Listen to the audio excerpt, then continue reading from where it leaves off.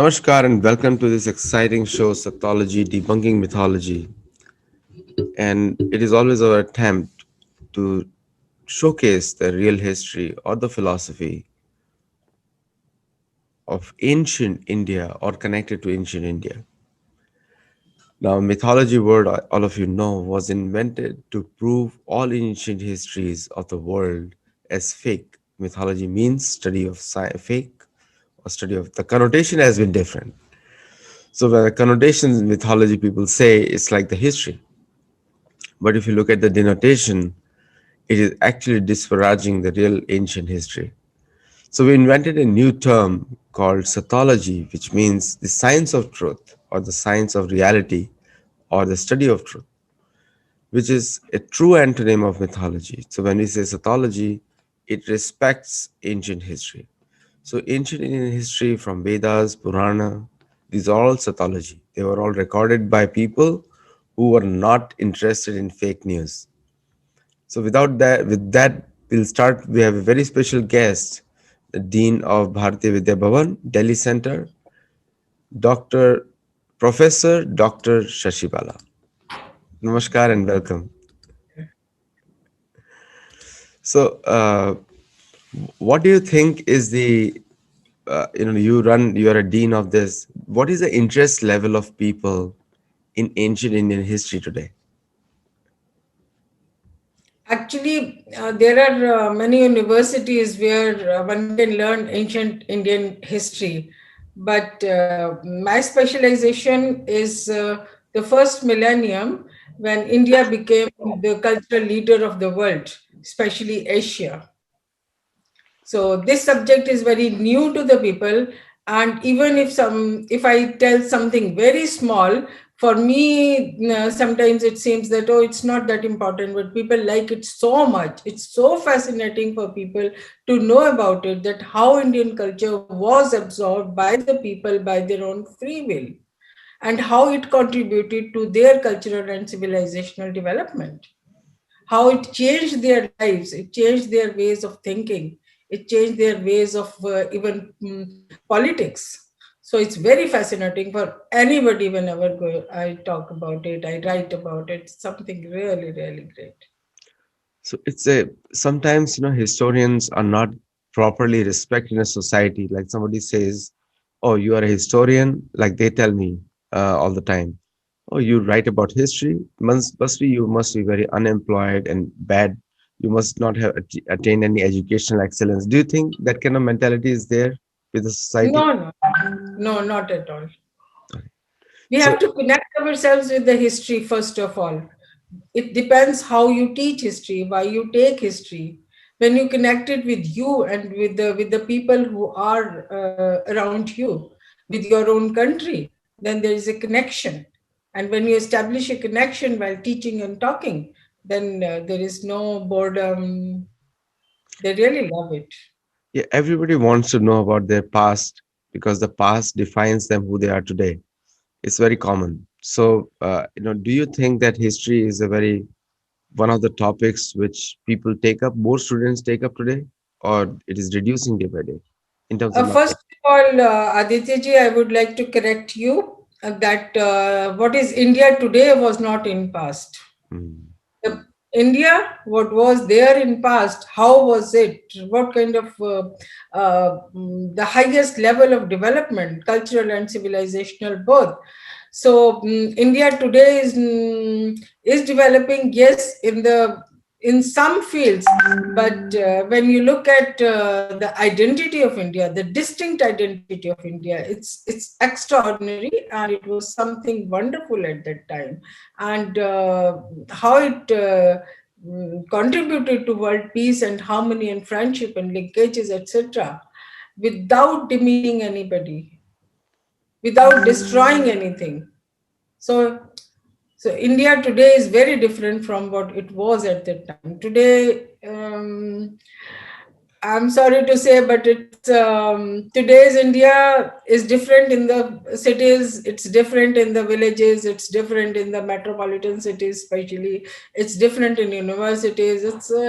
India has very different faces, many different faces, and the most important for me is to tell India the proud history, the golden history of India, so the people feel proud. Yes, I am an Indian. I think today, when people say that we want to make India a Vishwaguru, so India has always been a Vishwaguru. If you look at any civilization, then India has always provided basis for any civilization of the world, be it science, mathematics, astronomy, culture, human behavior, and also the guidance in terms of different spiritual aspects. So do you think that there is a diminishing interest of Indians in all those values which were there before? There are two aspects to answer this question. One is the diminishing aspect. It's not diminishing, it's already diminished. We were slaves, we were invaded so many for centuries, we were invaded and we were slaves for centuries, and now, even now, how many of us are still mental slaves? We keep on talking about Macaulay's, the what how he changed the education system and all, but even after independence, so such a long time has passed, but how much is changed is a big question. Now, when we talk of Vishwaguru, India has always been Vishwaguru, but how to say this, how to prove it is the most difficult, because people are not in Indian university. This is not a subject for studying, not in schools, not in colleges, not in universities. So they have no knowledge about it, number one. India was Vishwaguru up till or you can say pre-invasion, as we started being invaded by the Islamic forces and people coming from abroad and invading and destroying everything. So that time everything stopped. For example, Sanskrit was the Raj Bhasha, you can say, of Cambodia. Sanskrit teachers were regularly going abroad to China, to Korea, to Southeast Asian countries, and there was to Tibet, to Mongolia. There was a lot of communication, but everything was halted immediately. Immediately, I can say maybe within years. What was going on for centuries had to stop as soon as there were invasions. So that is a period when India was not cannot we cannot say it was Vishwaguru, because so much was destroyed there. But for all these countries lying on this in the Southeast Asia or in Far East or in, you can say, the Lamaist world, Tibet and Mongolia and all these countries, and to Europe, India was not guru that way as it was and it is for the Asian countries, because there is not much research about it. What we know more about India's contribution to European countries is linguistic. And yes, there are some traditions, there are some traces of cultural interchange, but still we need a lot of research to say that to the West also India was guru. But to the Asian countries, India has been always a guru. I think most of the people came to the Western countries, especially Americas, through boats. That's how the connection of South America is with most of the Asia. That's how they came from the Ramayana time, a very old time. Maybe it has been well recorded by many modern historians. Now, coming to the point that you mentioned, and I would like to say that many of the Middle Eastern countries, they claim to be they claim to own all the inventions which we think or Indians think they had made. Like, for example, numerals is called Indo-Arabic numerals. Himsa. Himsa. It Yeah, is called Himsa. Actually, when the Arab invaders came, of course, they destroyed whatever they could. But still, there were some scholars who carried books of different kinds of knowledge, and mathematics is one of them. and it is very clear from the word hinsa and Hind-sa, because it came from Hind, and because mathematics traveled from there to the European countries, then they misunderstood for quite some time that it was their contribution. But no, finally it is proven. And if you look at the history of mathematics, you will know that how India has contributed immensely to mathematics, giving zero or decimal system or place value and numerals and all these things to the world. Without that, there would have been no scientific inventions. No, nothing was possible in this area. For example, if you look at the Roman numerals, so how can you write bigger numbers if you go to lakhs and crores and Arab? So how can you write that? So it was very difficult. It was not, I don't think it was possible, but for us it was possible.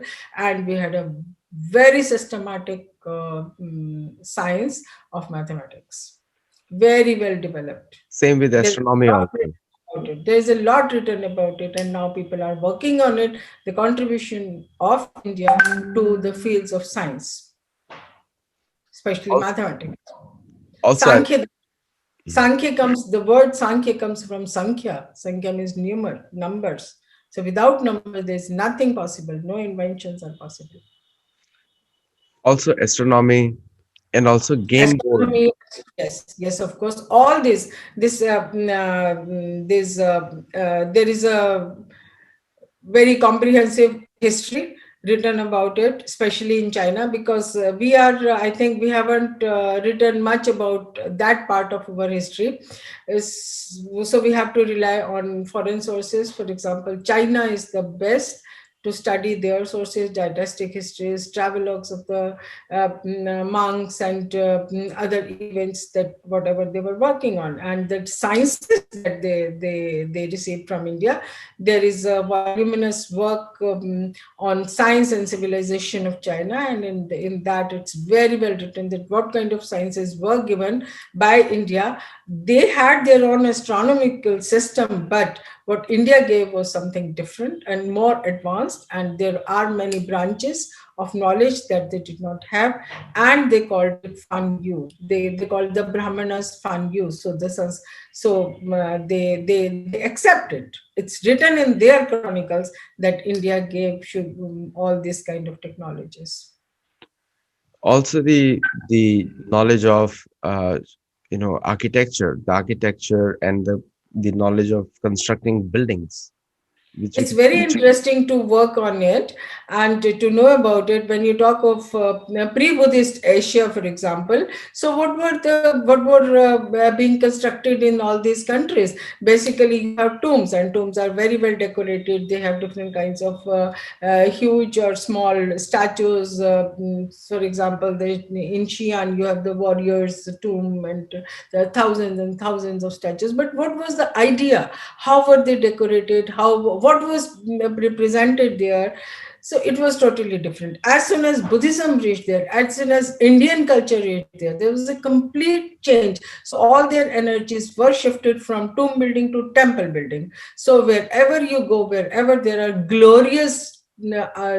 glorious architecture, wherever there are beautifully decorated interiors of the temples and caves and stupas and monasteries, and beautifully built also, and they have all built their own way. If you look at a Buddhist temple in China, it is different. If you look at a Buddhist temple in Thailand or in Indonesia, they are all different.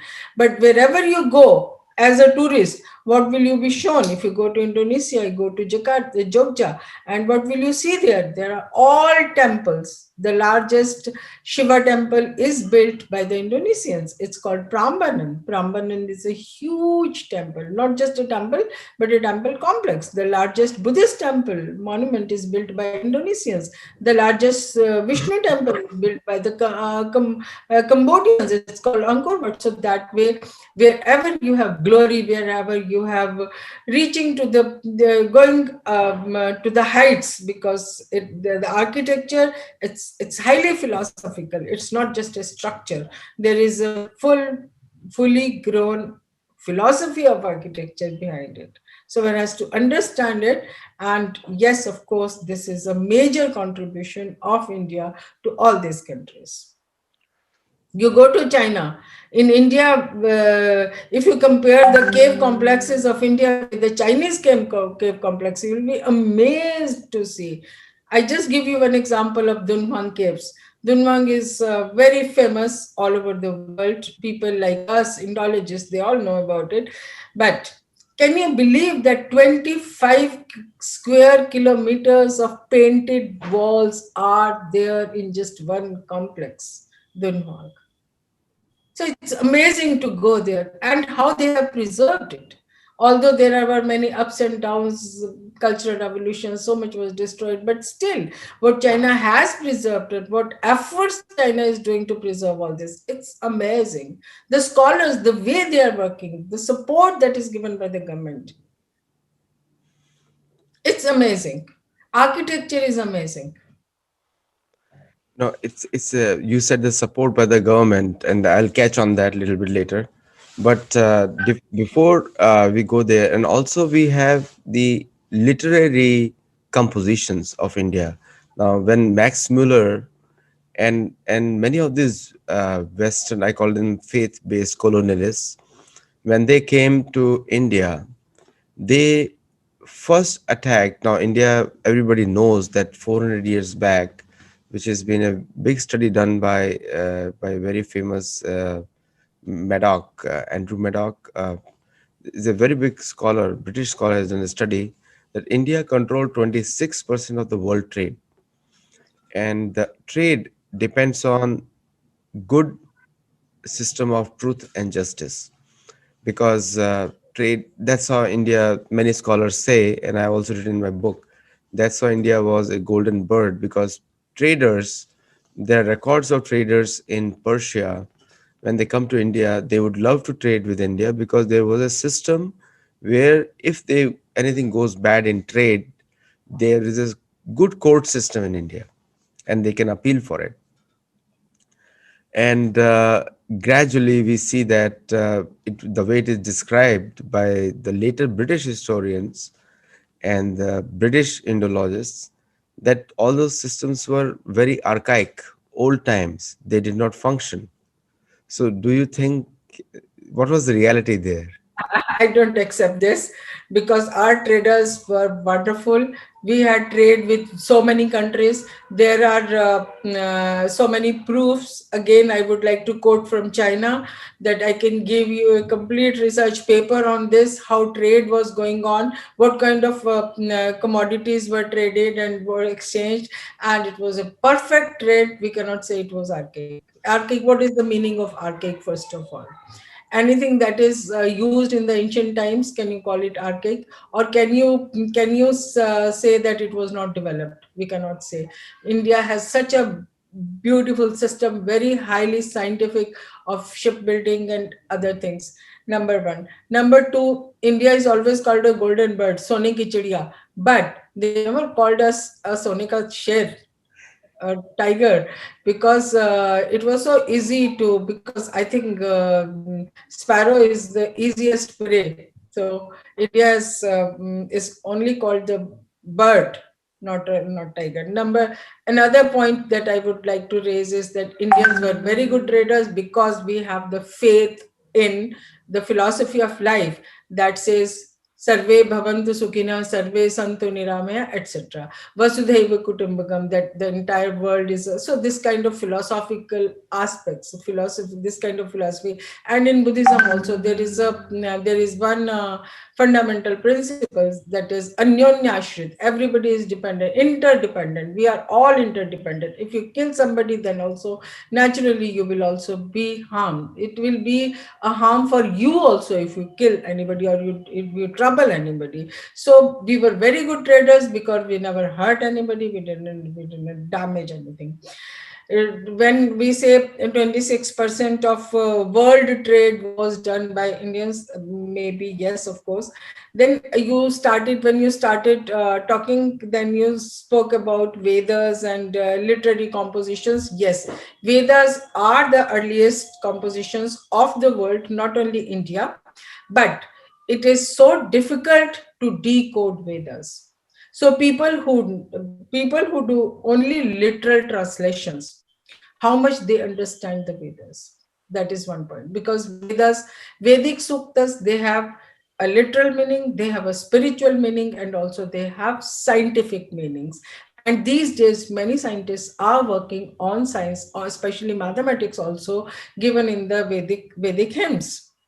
So it was so difficult to understand that, okay, it was difficult. It was easy to say this anything mythology, because when you don't understand, I met somebody who is an expert in Ramcharitmanas, and he was speaking so wonderfully that how there is so much of scientific facts even in Ramcharitmanas. So Indian literary compositions were always the great, and they have contributed immensely. If I just give you one example, that from in Cambodian inscriptions, we find it is mentioned there that Ramayana, Mahabharata, Puranas, Manusmriti, etc. were brought from India to Cambodia. If you look at Southeast Asia or even other parts of Asia, Ramayana and Mahabharata are their own lyrics. They are taken as their own epics. They have absorbed it so much. They have created so much.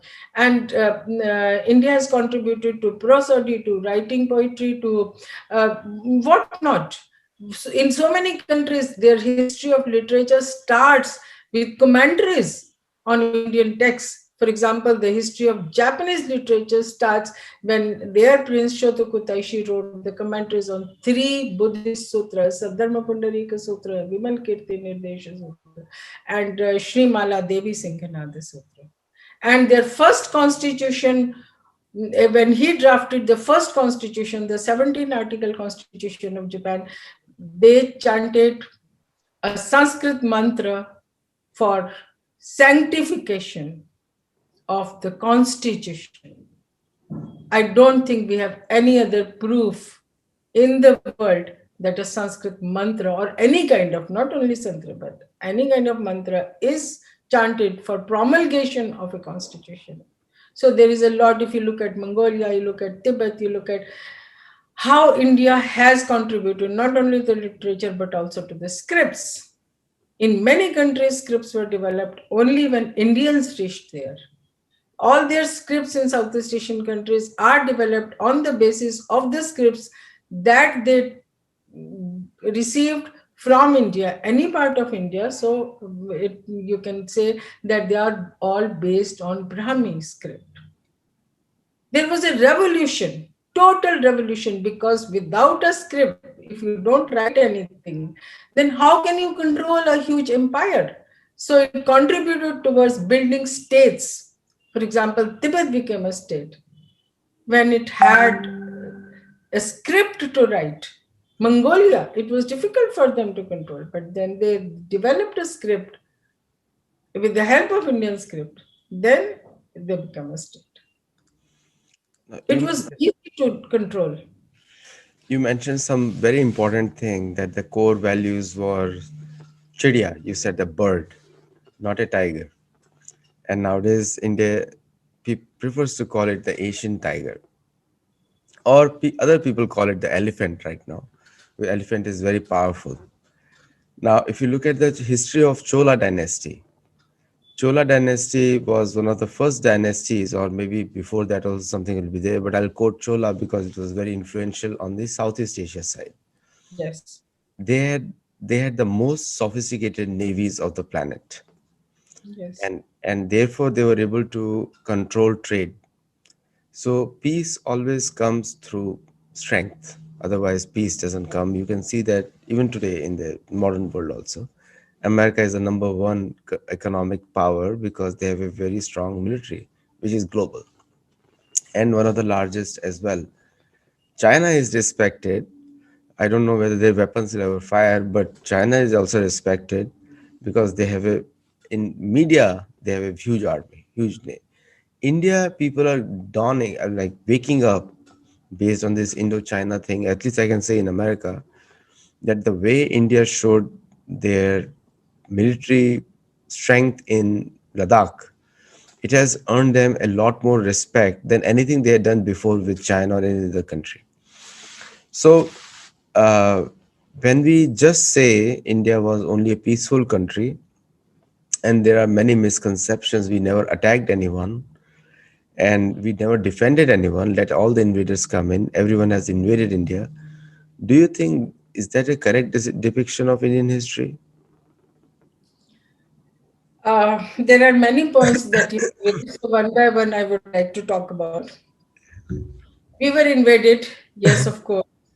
We were demeaned, we were destroyed. So many libraries and universities and temples and monasteries and all our literature, all the manuscripts, everything was destroyed. And we had to face it. That is true. But it is not truth that it is not true that India was always a peaceful country. Yes, we are peaceful. We don't disturb anybody. We don't invade other countries. But if you look at the philosophy, where is ahimsa? Ahimsa is relative. Ahimsa to whom? Towards whom? In Buddhism, they talk so much. Buddhism believes in ahimsa. But when I, as a art historian, I work on Buddhist art, I see the most ferocious deities are created by the Buddhists. If you look at the Vedas, because they are the earliest, and we have to quote from there to know who are we. We are peaceful, but how, when, in what circumstances, and towards whom? In Atharva Veda, I would just like to give you one hymn from Atharva Veda. It says, Yo me annam, yo me rasam, vacham shreshtam jikansati, indrascha tasma agnischa, astram hunkaram asyatam. What does it mean? Yo me annam, yo me rasam. Vacham shreshtam jikansati. Anybody who kills, who hurts, who invades my anna, my jal, my land, my rivers, my vani, the language. Indrashcha tasma agnishcha. Hey Indra, hey Agni. Because they are the most powerful deities. Indra is the Lord of Lords. So, Indrashcha tasma agnishcha astram hunkaram asyatam. Hey Indra and hey Agni, please throw the hunkar, the most ferocious, difficult astra, or to them, to kill them. What does it mean? So when you look at the Rig Veda, it's one has to do study about it, but Rig Veda has to be studied from the point of view how it is a military document. Is there any other example except Bhagavad Gita that is written in a battlefield? How does it start? It's so powerful. We were always powerful people. शक्ति ही तो शांति का आधार है. As you said, शक्ति ही तो शांति का आधार है. If you are powerful, then there can be peace. And we people, we believed in Shastre, Shastre cha Kaushalam. Shastra and Shastra both.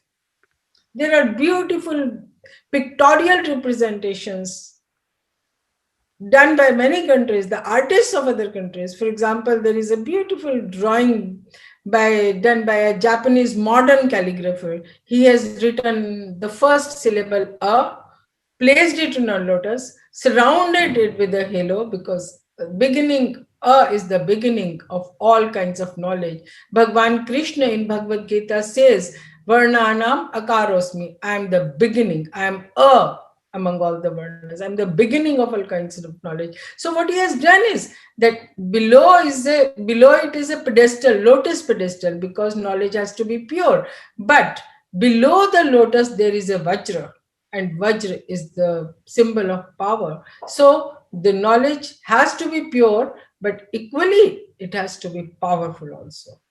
In Tibet also, I had a beautiful drawing by a Tibetan artist where there is a book placed on a lotus, and on top of the book is a sword, and the sword is encircled by flames. So what does it symbolize? That knowledge has to be pure but powerful like a sword, but sword cannot be blunt. It has to be sharp. So it's surrounded by flames. So wherever we went, yes, we were always powerful, and we have to be powerful. And if any nation that is not powerful, there can be no peace. If you want peace, be powerful and show that you are powerful. And it's the first time that India has taken this stand to showing also, yes, we are powerful enough to fight. So one of the beautifully answered actually, but one of the things that we usually see, a misconception taught to Indian children sometimes, that the invaders came all the way from other countries, came through Afghanistan and today, which is called Pakistan, which are all Hindu countries before, connected to India, very closely connected to India, including Burma.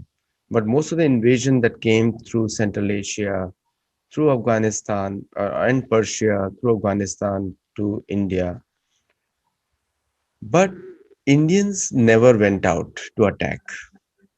And so the next question an American will ask is why? Why you never went back to the same path? If they could come on the same horses, you could have also gone back and defended your own territory. So in the modern times, that old narrative doesn't work because people are not able to understand. In normal Western society cannot understand. If they say the British came and invaded India, then why did you accept them? And Yes. so why did you accept them if they were, if you keep on, so what is your view on that? Did it ever happen? Because I don't think so. If you look at the history records, Mughals or anyone could live peacefully even for a year in any place. But what is your view on this according to your study? Yeah, actually, the sword of the invaders was so powerful, and they slain thousands and thousands of people. They destroyed whatever we had. And really, we couldn't fight. Yes, I agree that we couldn't fight. And we did not believe in fighting. Actually, there is a difference between the two.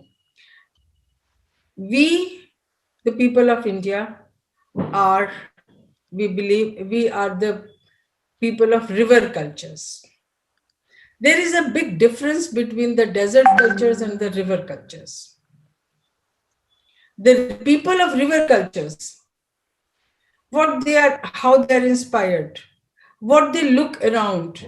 There is pure blue sky upon them. There is all greenery around them, the trees, the earth, whatever we need. It's always given to us, and we don't have to fight. Our philosophy didn't preach that you go and ruin anybody. You just go and just slaughter people. That was not the idea. We fought when there was the Dharma Yuddha, whenever there was a problem with the sustenance of Dharma values. The value system was deteriorating. For example, the best examples are always quoted are the Ramayana and Mahabharata. Why Rama fought? Because I don't have to go into the details. So it was mainly for establishing Dharma. Dharma it is the value system. It is not you cannot translate dharma as religion. Dharma and religion are different. What happens in a desert? There is nothing. You have to suffer all the time. You cannot worship, you cannot adore nature, because what does it give you? It's so hot and dry. What you need is not easily available. So what they were doing, they were making groups, invading others, rearing sheep. Maj- whatever they had, they could kill anybody and find and could get the others whatever possession he possessed. So it was so difficult to kill others and get things what they could be rich. But in India, we the people of rivers and agriculture, you have to sow seeds, you have to work in the fields. Without that, you cannot find, you cannot, even if you kill anybody, you will not get what you are looking for. So our civilization, our culture didn't teach that. Yes, of course, the invaders came via Afghanistan. Afghanistan was a Hindu country. Afghanistan was a Hindu Buddhist country. Afghanistan had the most beautiful monasteries and temples and whatnot. The largest Buddha statues, how they were destroyed. The whole world was so sad about it. Afghanistan had preserved the best of the culture, but so far as there was Indian culture in all these countries, there was peace. But as soon as they lost Indian culture, there is no peace. Where is peace now, even in Pakistan or in Afghanistan? Where is peace now in Xinjiang region? Where is peace in other Islamic countries? There is no peace. When Indian culture was absorbed, when Indian culture was followed, when Indian philosophy was followed, then there was peace. With with the Indian culture being destroyed, peace was destroyed. Now, you And brought if we again need peace, we again need harmony, we need Indian culture.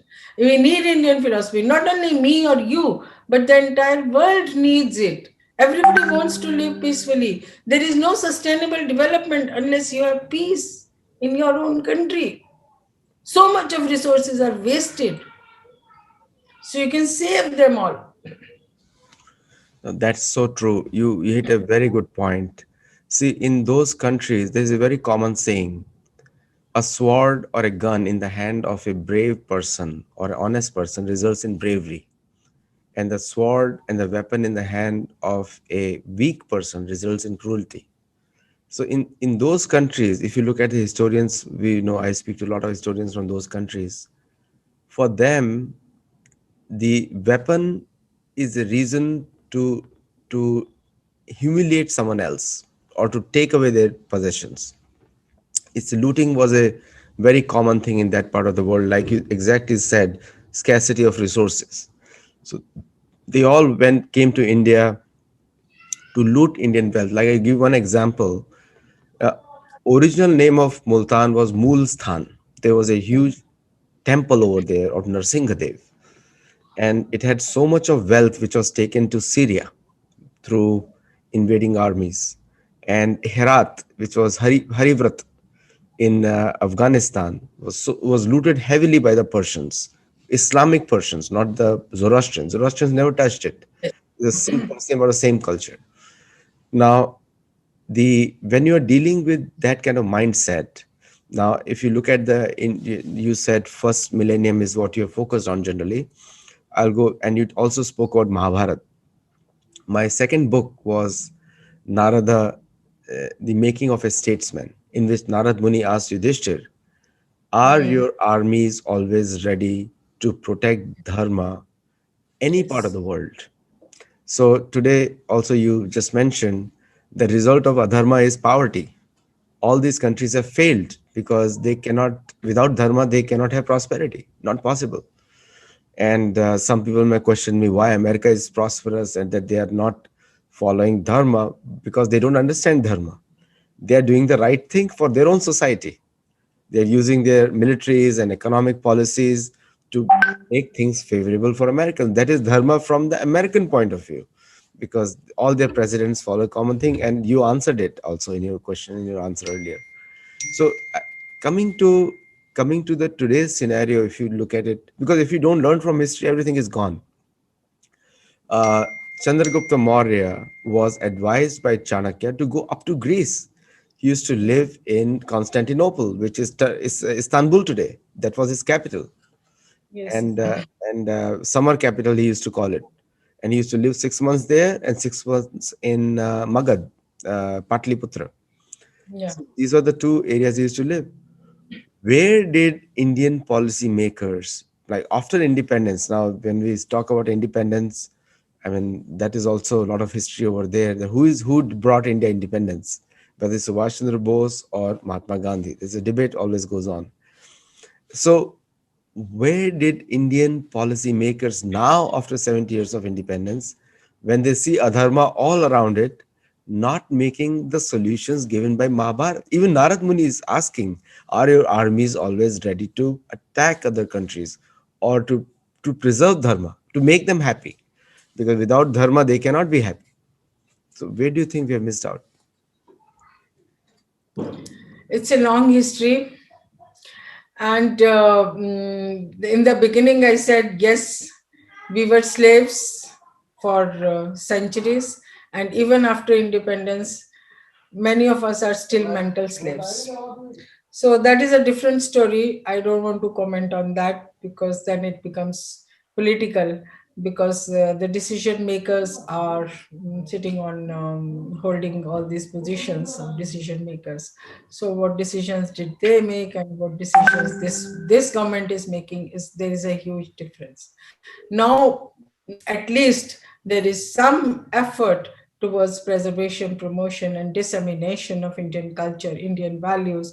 And I, as an Indologist, can realize, and I would really comment on it, that really this government is quite supportive on about all these things, that how Indian identity is lost. So regaining, revisiting, reminding, and researching the Indian identity, the true identity of India. Because India, yes, it is trying hard to be the world power, but how can it be the world power, and in what way? India was a world power because of its knowledge systems. And now, yes, we are in India, we are working on the knowledge systems. If you are aware that there is now the education policy is going to be changed very soon. There is a new education policy. And these days it's going on. Shri University has organized faculty development program on Indian knowledge systems. So there are topmost 50 scholars who will be talking about Indian knowledge systems, how they can be revived, and what are the challenges, and what should be the pedagogy, how it can be brought into the education system. So I'm also one of them. I'm going to speak about the lost knowledge of Indian history of 1 millennium, when we were the world cultural power. So this way, Indian government is really working, and it's hopefully something will happen definitely, and things are moving on. Yes, still there are forces who are against working Indian identity. So I am also sometimes I am also in a challenging situation, working on Indian culture and true face of Indian culture, and regaining, re-establishing the Indian knowledge system. So, but it is happening. And you talked about the temples. Yes, of course, they were looted.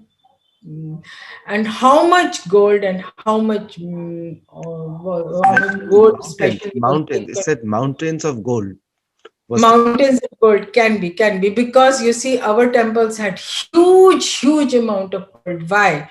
Because our traders, when you started discussion, then you said that were we great traders? Yes, we were great traders. And as our system, when you go for something, you visit a temple, offer something there. Yes, you offer prayers also. And you request, whether it is Shiva or Vishnu or anybody, Bhagavan, I would say, that my journey should be safe. And if the journey was safe, and the trader, because they used to bring a lot of gold from Suvarna Dweep. It's so far it is not clear which islands were called the Suvarna Dweep. People were going to Tibet also, and in Tibet gold was very easily available. Very easy. Uh, Where's in Kalidas, it is written. Kalidas calls it Alkapuri. So it was a land of gold. So they were going abroad, and when the traders used to return after their journey, they used to again go to the temples and offer a part of the gold that they used to bring. So there is no record who were the people, because they didn't put any their names, they did not record it, they did not sign anything. They were just offering to Bhagwan. So it was a pure donation out of their own free will, devotion, I should say, bhakti bhavta.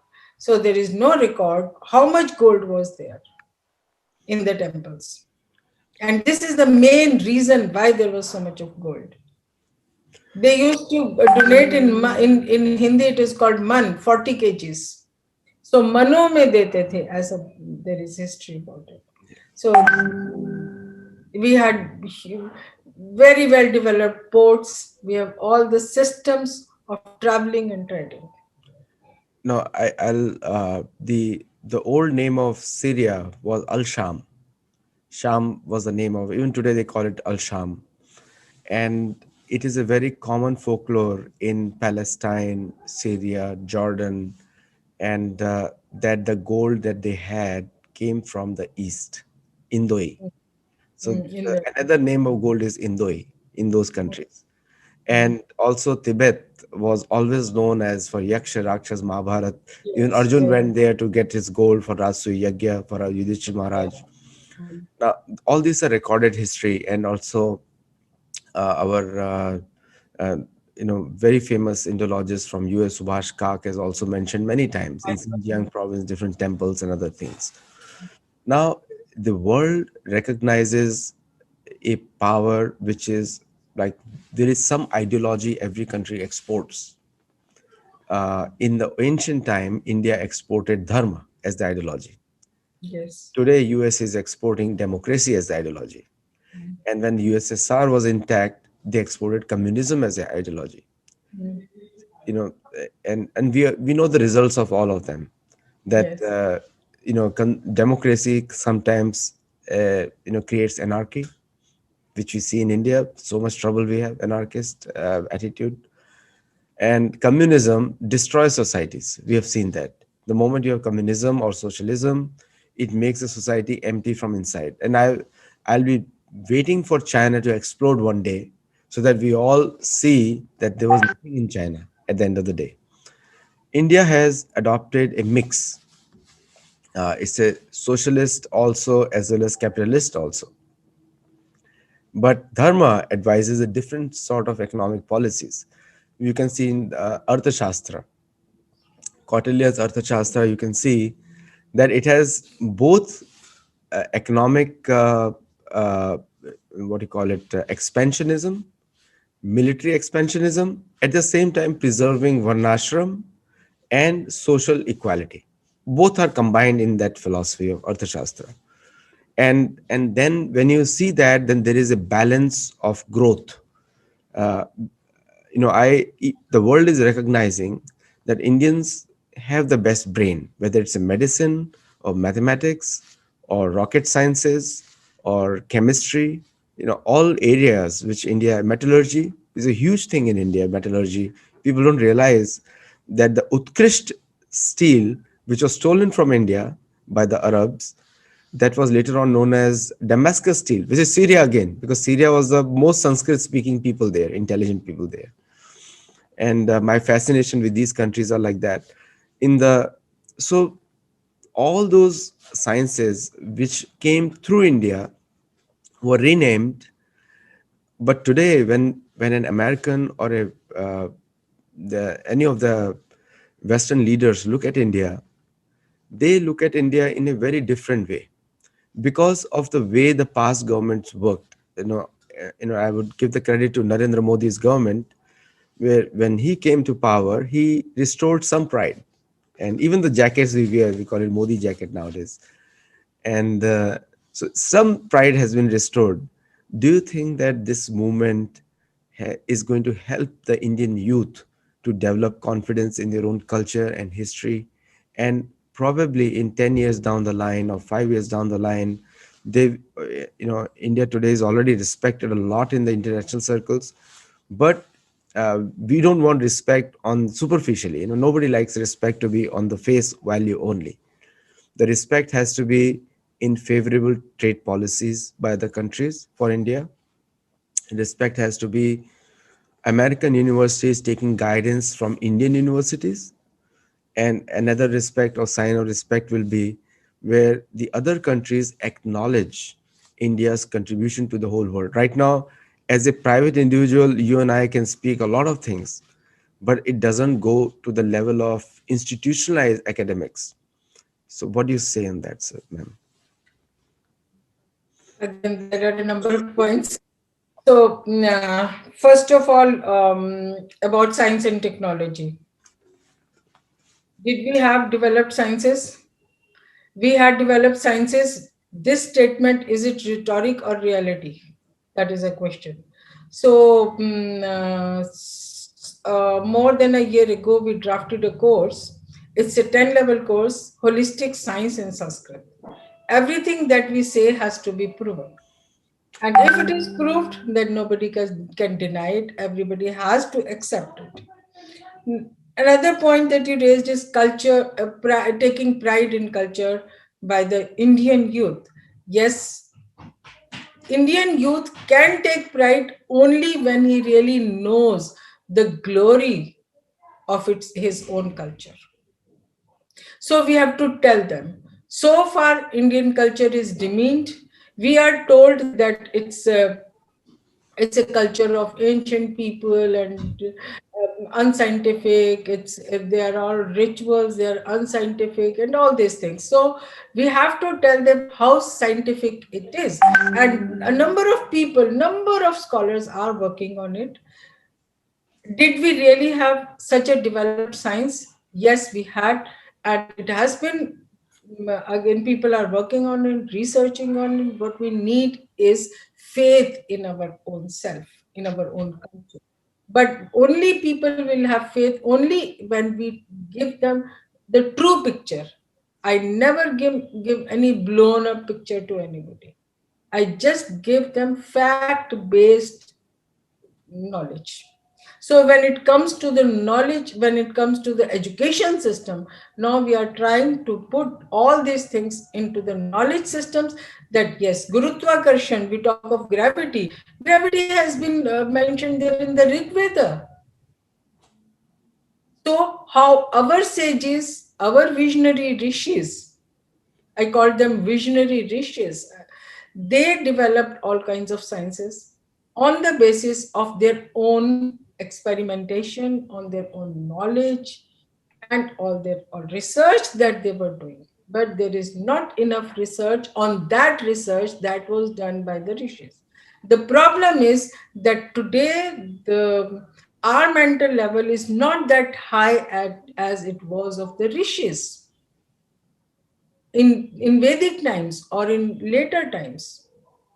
So, what we need is to have the spiritual sciences to be studied, to be researched, and then brought to the people. And people are doing it. So, it will take time, but yes, it will be done. For that, I'm sure. You talked about steel industry. Steel industry was highly developed. People say Alexander went away. They give different reasons, but actually the reason was that the quality of the swords of the Indian soldiers was so high that it was difficult for the Greek army to face them. Why? Because in the Gandhar area, there is it's I'm talking on the basis of the Greek historians. So it's written there that the area of Pushkalavati, near the area of Gandhar, there the iron ore, the quality of iron ore was very good, very high quality, and the weapons that we were making, and that were also of very high quality. And how our people who are today demeaned as gypsies, they are Roma people, they are Indians, and many of them were making weapons.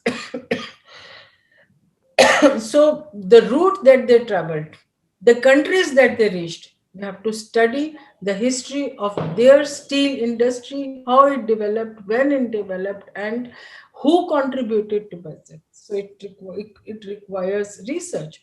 You talked about and different kinds of sciences like metallurgy and chemistry and alchemy and ayurveda and yoga and other many secular sciences. You see, in the Buddhist world, they collected all the texts which came from India, which were taken by the acharyas from here, and the travelers coming from China mostly. They took away a large number of texts. They are all collected. In China, it is called Tripitaka, more than 3,000 texts. In Tibet and Mongolia, there are two compendia. One is called Kanjur and the other is called Tanjur. So it has around more than 6,000 Sanskrit texts translated into their languages. Unfortunately, we have lost many of the texts, those texts which are translated, which were translated for almost 1,000 years for development, for their cultural and civilizational development. So we have to rely on those sources, on those translations. It's very easy to retranslate from Tibetan, because when the acharyas, the Tibetans and the Indians, when they began to translate these texts, they translated the Sanskrit dictionary that is called Amarkosh. They translated the grammars. The best grammar of the world is Panini, and it was popular from Mongolia to Indonesia to Cambodia. It is written in a Cambodian inscription that whosoever had studied Panini was taken as a was honored in the society. So in Mongolia also, I cannot go into all these details that which are the texts, all the this stories like Jatakas or Avdanas or Panchatantra or Hitopdesha, or the stories of Raja Bhoj, the King Bhoja, the stories of Vikramaditya, the stories of Krishna. They were so popular, and still they are popular in Mongolia, because there was a message in each of the story. So everybody needs values. Everybody needs messages for the life to live it peacefully. So what was our philosophy basically was to live and let others live. If they flourish, if they progress, let them progress. What our teachers were doing, Chinese were so fascinated what these teachers are bringing and what they are taking. They were not taking anything. There were no copyrights. They were not patenting anything.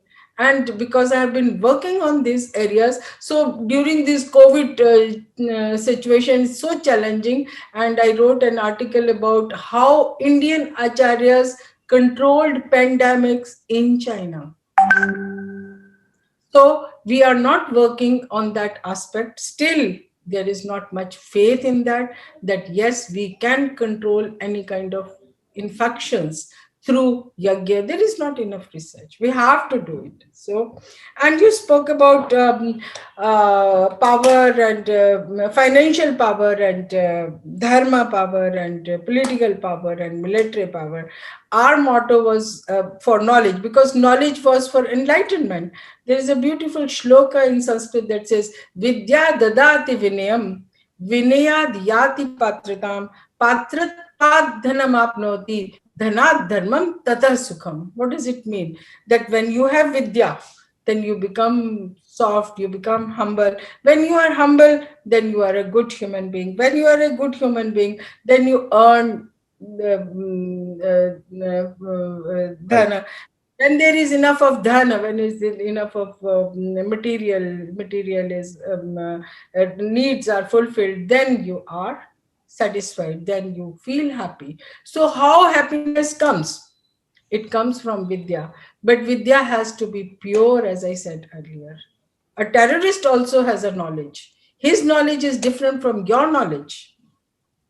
You cannot be a terrorist and terrorist cannot be you, because vidya, knowledge is there, but unless and until it is pure, you cannot work for the society. Nobody can live in peace.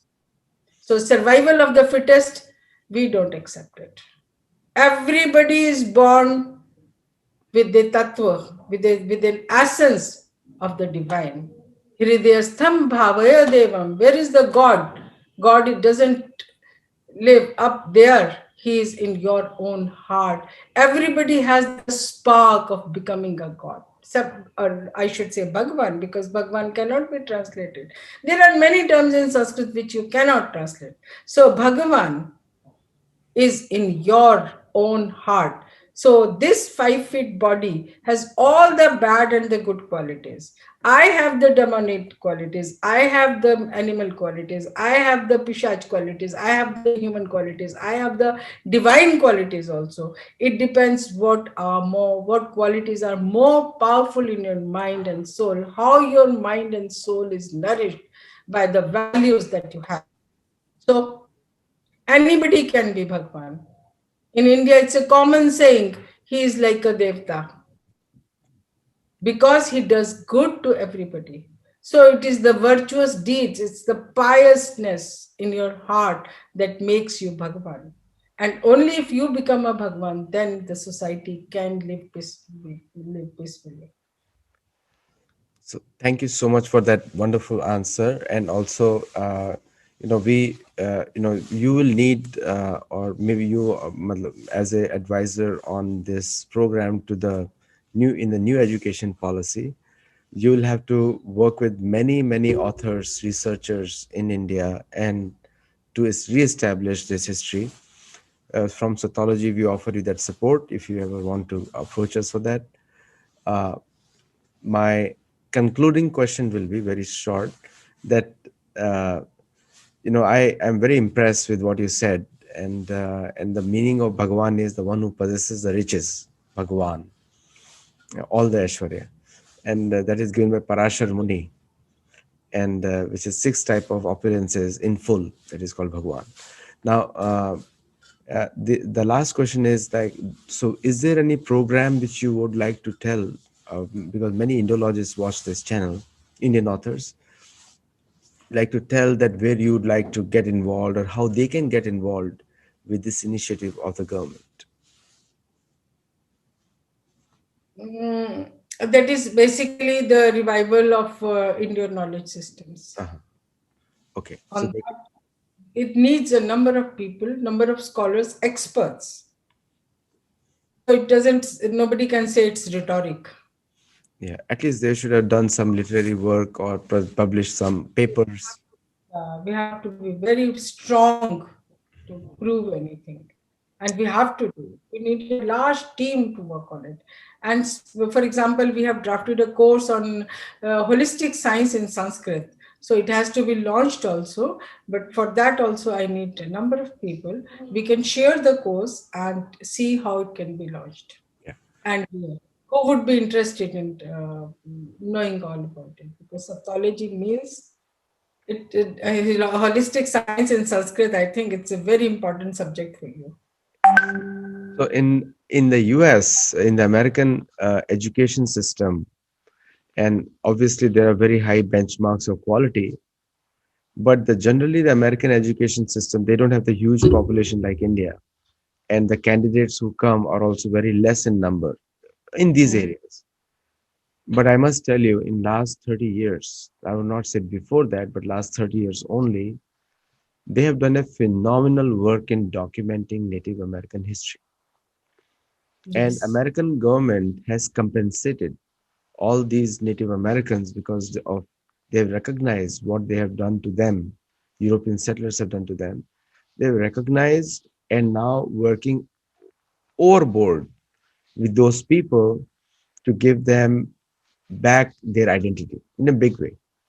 Okay. And I would like to discuss with you later on, maybe offline. I'd like to invite you for the next show because you know so many things. I want to have you back and speak on those questions. I have a lot of questions, but time is up, and we have students have to also go to their programs. So with that, I would like to thank you very much for coming today, and like to invite you again, and we'll approach you for the next Yeah. session. Yeah. It's a huge history, millions of documents and these relics are scattered all over the world. So from where we can study Indian culture and how India was a cultural leader.